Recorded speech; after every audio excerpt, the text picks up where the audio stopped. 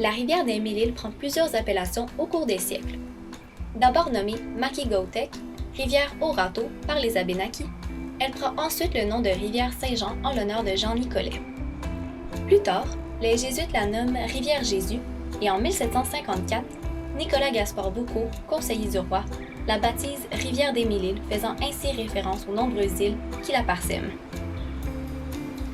Prenant sa source dans le lac des Deux-Montagnes et terminant sa course au confluent de la rivière des Prairies, la rivière des Mille-Îles compte 130 îles.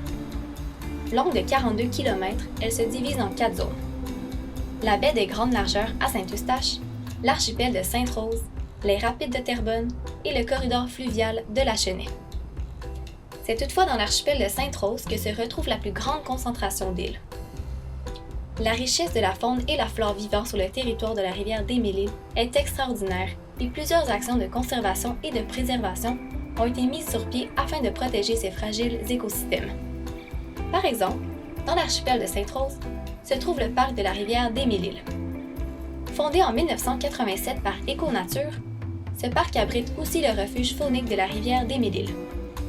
Le parc a pour mission de protéger, conserver et mettre en valeur la rivière et ses affluents.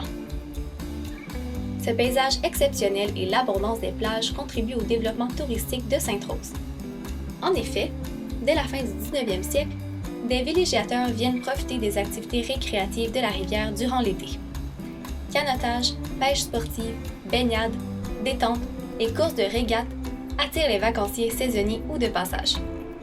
Des résidences estivales de luxe sont bâties lors de la première vague de villégiature, bientôt suivies par la construction de chalets plus modestes et plus abordables lors de la seconde phase de développement touristique.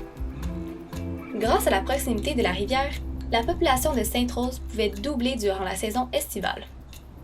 Aujourd'hui, les vacanciers sont partis, laissant ainsi la place aux sportifs, aux randonneurs, aux familles qui profitent des joies de l'eau, des paysages exceptionnels ainsi que de la riche biodiversité de ce site magnifique situé à quelques minutes du centre-ville de Laval.